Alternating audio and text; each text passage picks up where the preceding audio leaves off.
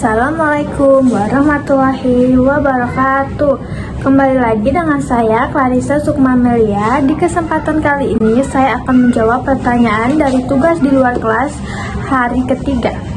Pertanyaan pertama yaitu mengenai job desk motivator tentang kegiatan insidentil yang pertama, yaitu apa yang dilakukan motivator apabila ada murid yang tidak masuk kelas. Yang harus dilakukan motivator yaitu mencari tahu alasan atau sebab kenapa si murid yang tidak mau masuk kelas, sehingga kita bisa tahu seperti apa atau dengan apa membujuk anak dengan melakukan kegiatan yang anak sukai. Pertanyaan selanjutnya, apa yang dilakukan motivator apabila ada murid yang menangis? Yang harus dilakukan adalah harus segera meredakan tangisan si anak dengan mencari tahu penyebab dan berusaha untuk menghibur si anak. Lalu, apa yang harus dilakukan motivator apabila ada murid yang suka mengganggu murid yang lain? Yaitu, motivator harus menasehati si murid dengan memberitahu bahwa hal itu tidak baik dan mengajarkan si anak ini bertanggung jawab dengan meminta maaf kepada temannya. Kemudian, apa yang harus dilakukan motivator apabila ada murid yang melamun?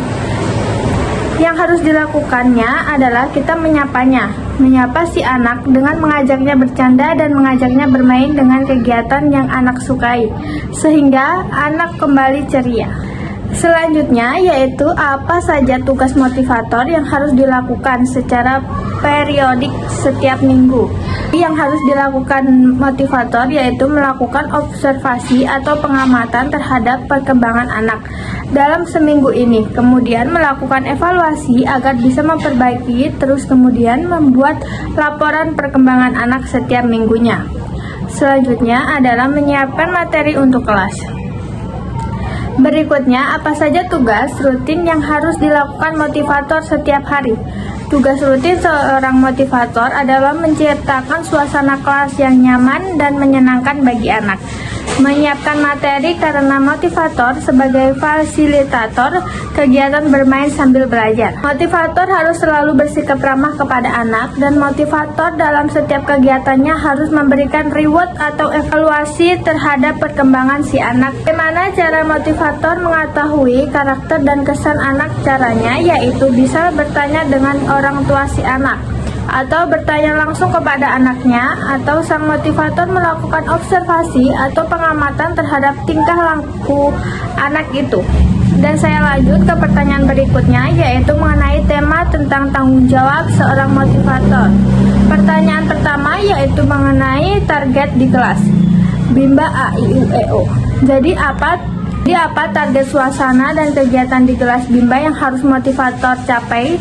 Targetnya yaitu mencapai suasana belajar atau kegiatan kelas yang aman, nyaman, dan menyenangkan bagi anak.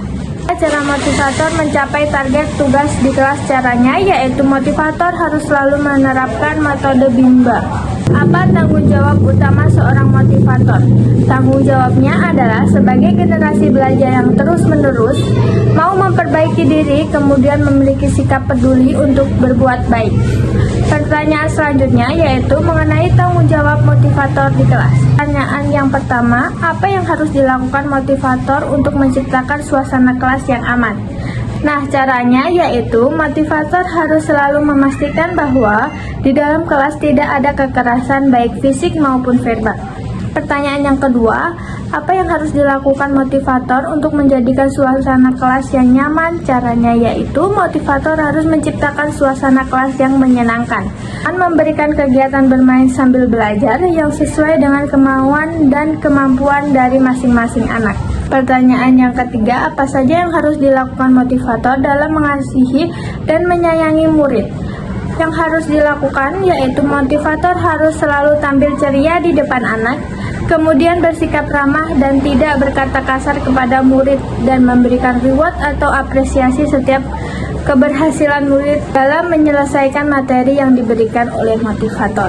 Pertanyaan yang keempat yaitu apa sih yang harus dilakukan motivator untuk menjadikan kegiatan bermain sambil belajar menyenangkan?